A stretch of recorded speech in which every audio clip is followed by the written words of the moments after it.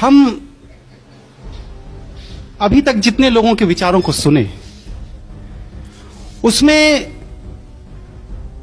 संविधान की समस्याओं की जड़ पर किसी की उंगली अभी तक नहीं गई। हम संविधान की समस्या की जड़ को थोड़ा सा कुरेदेंगे, क्योंकि समस्या संविधान में नहीं है। संविधान जहां से निकल के आया है, समस्या वहां पे। सबसे पहले यह देखिए कि संविधान बना किन परिस्थितियों में।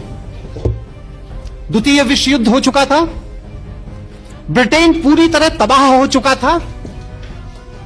नेताजी सुभाष चंद्र बोस ने आजाद हिंद सरकार का गठन कर लिया था, सेना का नहीं, आजाद हिंद सरकार का गठन कर लिया था, और उस सरकार को विश्व के 11 देशों ने मान्यता दे दी थी।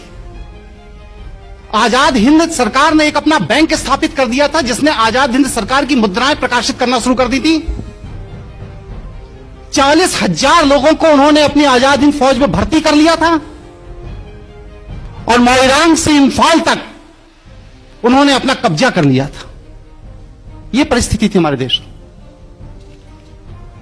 बंगाल का हर इंसान नेताजी सुभाष चंद्र बोस के स्वागत के लिए अपने दरवाजे पर हथियार लेके खड़ा था कि नेताजी की फौज आ जाए और मैं उसके साथ हिंदुस्तान के अंदर से अंग्रेजों को भगाने के लिए निकल पड़ूंगा। यह परिस्थिति थी हमारे देश में।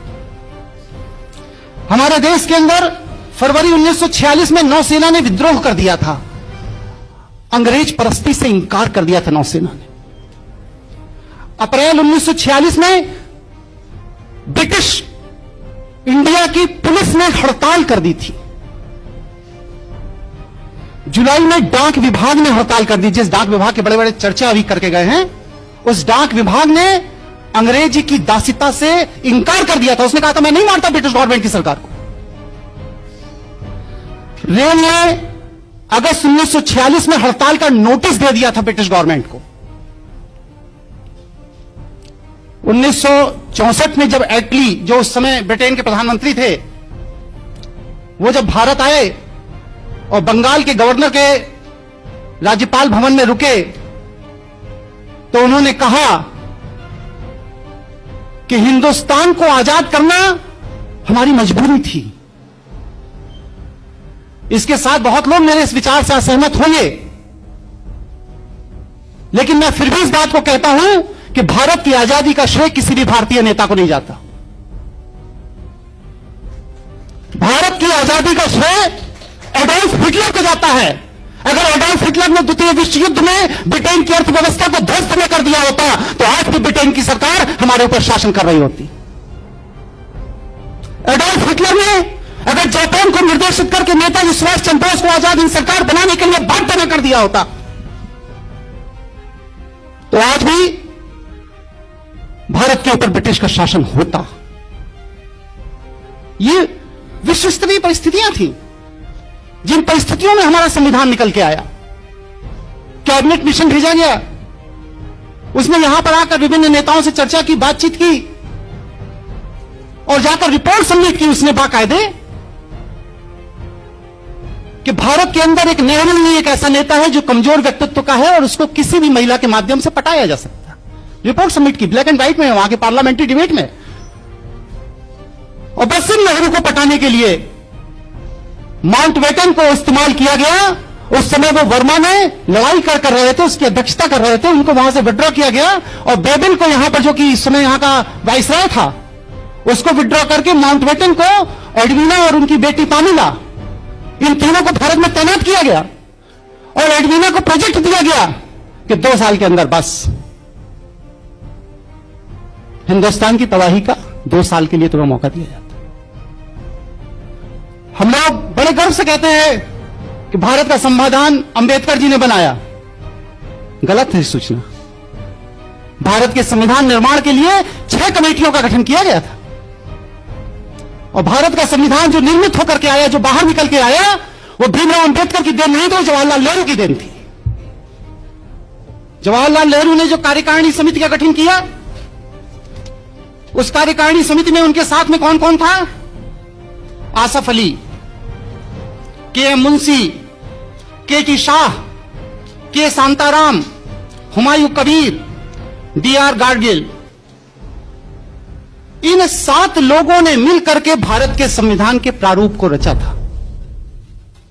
डिबेट हो जाने के बाद अंबेडकर को दिया गया कि अब इसका फाइनल शेप आप बनाओगे। और जवाहरलाल नेहरू को अपनी योग्यता पर विश्वास नहीं था।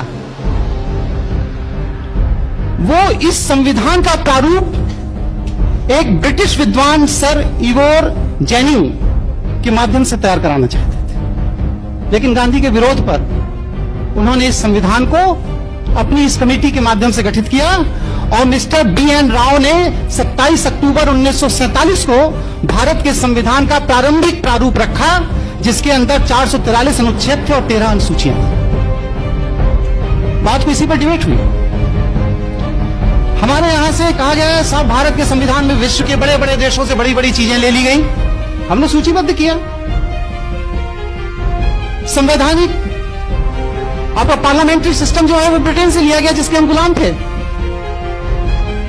मौलिक अधिकार, संविधान की सर्वोच्चता, संघवाद में उपराष्ट्रपति, वित्तीय आपदा, ये सब हमने अमेरिका के संविधान से लिया। अमेरिका का संविधान क्या है? ब्रिटिशर्स जिन्होंने जाकर के वहां से इनको फ्रांसीसी स्पेनिश को भगा दिया था और यूरोपियों ने जाकर के वहां कब्जा कर लिया था। ये ब्रिटेन का ही तो उपनिवेश था अमेरिका। ब्रिटिश मानसिकता के लोगों ने ही तो स्पेनिश को अमेरिका से भगा करके वहां पर कब्जा कर लिया। अमेरिका का वास्तविक मूल निवासी जो रेड इंडियन था वो आज अमेरिका में नहीं है। तीसरा कनाडा, ब्रिटिश उपनिवेश। चौथा आयरलैंड, ब्रिटिश उपनिवेश। ऑस्ट्रेलिया, ब्रिटिश उपनिवेश। पश्चिम जर्मन, ब्रिटिश उपनिवेश। हमने क्या बाहर से ले लिया? हमने सब कुछ वहीं से लिया जैसा ब्रिटिश की सरकार चाहती थी। रही भारत के संविधान के अंदर की बात, तो मैं ये पूछता हूं संविधान की दुहाई देने वालों से कि भारत के संविधान में भारत को राष्ट्र कहकर के कहां संबोधित किया गया है, वह हमें आर्टिकल बताने का कृपा करें। 395 अनुच्छेद जो बढ़ के अब 444 अनुच्छेद हो गए, लेकिन इन 444 अनुच्छेदों में भी भारत को अभी भी राज्य का स्तर दिया गया। नहीं देने वाले अभी पहले यही तय करें कि भारत के संविधान में भारत को राष्ट्र कह के क्यों नहीं संबोधित किया गया। इसका सीधा साधा जवाब जो मैं समझता हूं कि आज भी भारत ब्रिटिश कॉमनवेल्थ के दायरे में ब्रिटिश का उपनिवेश है। इसीलिए आज हम जापान में एम्बेसडर पोस्ट करते हैं, चाइना में एम्बेसडर पोस्ट करते हैं, रशिया में एम्बेसडर पोस्ट करते हैं, लेकिन ब्रिटेन में हाई कमिश्नर पोस्ट करते हैं। हम श्रीलंका में हाई कमिश्नर पोस्ट करते हैं। पाकिस्तान में जितनी कॉमनवेल्थ कंट्रीज हैं उनमें हिंदुस्तान का उच्चायुक्त पोस्ट किया जाता है, एम्बेसडर राजदूत नहीं पोस्ट किया जाता, क्योंकि हम ब्रिटिश की उपनिवेश still today. General clauses act का सेक्शन 3(6) देखिए, उसमें साफ साफ लिखा है भारत के अंदर जहां भी केंद्रीय सरकार के कानून लागू होंगे वो सब ब्रिटिश उपनिवेश के अंतर्गत माना जाएगा। साफ साफ लिखा है। स्टिल टुडे आज की जो आपकी नागरिकता अधिनियम है उसमें देखिए सेक्शन 10, सेक्शन 11, आप तो महारथी हैं पांडे जी इसके, उसमें साफ साफ लिखा है कि कॉमनवेल्थ कंट्री का कोई भी नागरिक उस नागरिकता के आधार पर भारत का अंदर कॉमनवेल्थ कंट्री की नागरिकता रखता है। आज तक हमारे भारत के संविधान में नागरिक शब्द को ही डिफाइन नहीं किया गया। नागरिक शब्द की ही डेफिनेशन हमारे कॉन्स्टिट्यूशन में नहीं है। अभी दीक्षित जी चर्चा करके गए, हम भारत के लोग, हम भारत के लोग। अरे कॉन्स्टिट्यूशन के अंदर इटसेल्फ लिखा हुआ है कि this constitution is established as by law, not by the Indian people. हमने बस सिर्फ इस संविधान को अंगीकृत किया है, आत्मसात किया है। जैसा मेरे ऊपर थोप दिया गया हमने स्वीकार कर लिया। और उसको स्वीकार करने वाले वो कौन से लोग थे? ये वो लोग थे जो ब्रिटिश परस्त थे। इन लोगों को हिंदुस्तान के आम आवाम ने कभी भी इस संविधान को स्वीकार करने का कोई अधिकार नहीं दिया था। मैं पूछता हूं कि एक संविधान बनाकर मैं ले आऊं और कहूं भारत में लागू कर दिया जाए तो क्या मेरे कहने से लागू हो जाएगा? नहीं लागू होगा। उस संविधान के पीछे एक लीगल फोर्स होना चाहिए। विधि की शक्ति होना चाहिए उस संविधान के पीछे, तब वह संविधान हमारे देश में लागू होगा। और भारत के संविधान के पीछे कौन सी विधि की शक्ति थी? वह लीगल फोर्स कहां है उस भारत के संविधान का? वह लीगल फोर्स है government of India act 1935, Indian independence act 1947 में। ये दोनों ही ब्रिटिश पार्लियामेंट में पास किए गए थे। भारत के संविधान के पास जो आज विधिक शक्ति है, वो विधिक शक्ति भारत के संविधान की देन नहीं है, भारत के लोगों की देन नहीं है, भारत की जनता की देन नहीं है, बल्कि इंडियन इंडिपेंडेंस एक्ट 1947, भारतीय स्वतंत्रता अधिनियम 1947 के तहत ब्रिटिश पार्लियामेंट द्वारा दी गई विधिक शक्ति है, जिस विधिक शक्ति के तहत आज ये सत्ता में बैठे हुए लोग हमारे ऊपर शासन करते हैं। हमारे यहां मंत्रियों का कोई क्वालिफिकेशन नहीं है, संसद के सदस्य होने की फिर भी है कि भारत का नागरिक होना चाहिए, दिवालिया नहीं होना चाहिए, पागल नहीं होना चाहिए, उसके अंदर एक योग्यता होनी चाहिए, कुछ तो है, लेकिन मंत्री होने की कोई योग्यता हमारे संविधान के अंदर नहीं है। हम बहुत बेसिक प्रश्न एक खड़ा करते हैं, अगर हम इंडिपेंडेंट हैं, स्वतंत्र हैं, तो भारतीय संविधान के अनुच्छेद 333 के तहत आज भी हमारे लोकसभा के अंदर 2 अंग्रेजों को रखने की बाध्यता क्यों है? कॉन्स्टिट्यूशनल प्रोविजन है। 2 अंग्रेज सांसद राष्ट्रपति नामित करेगा, रखेगा, उसके बिना पार्लियामेंट नहीं चलेगी। आज भी भारतीय संविधान के अनुसूची 8 में जो 22 भाषाओं का वर्णन है, उसमें अंग्रेजी कहीं नहीं है, उसमें अंग्रेजी कहीं नहीं है। भारतीय संविधान की अनुसूची 8 में जो 22 भाषाएं दी गई हैं, भारतीय भाषाएं, उनमें अंग्रेजी कहीं नहीं है। लेकिन फिर भी हमारे पार्लियामेंट, हमारी विधानसभाएं और हमारी हाईकोर्ट और सुप्रीम कोर्ट अपनी सारी प्रोसीडिंग का रिकॉर्ड इंग्लिश भाषा में रखने के लिए बाध्य है। उसकी मजबूरी है, क्योंकि वह ब्रिटेन की राष्ट्रीय भाषा, आप उसके उपनिवेश हो, आपको रखना पड़ेगा। बहुत से ऐसी चीजें हैं, करीब 160 क्वेश्चन है मेरे इस संविधान को लेकर के। अब ये संविधान विशेषज्ञों के सामने ये जानना चाहता हूं कि हमारा देश संविधान से चलता है या संवैधानिक विधि से चलता है, ये चीज क्लियर होनी चाहिए। क्योंकि संविधान के अंदर बहुत सी ऐसी चीजें नहीं हैं जो हमारे देश की सरकार को चला रही है, जैसे मंत्री का त्याग पत्र। संविधान विदों से मैं ये जानना चाहता हूं कि भारतीय संविधान के किस अनुच्छेद में मंत्री को त्याग पत्र देने का अधिकार है?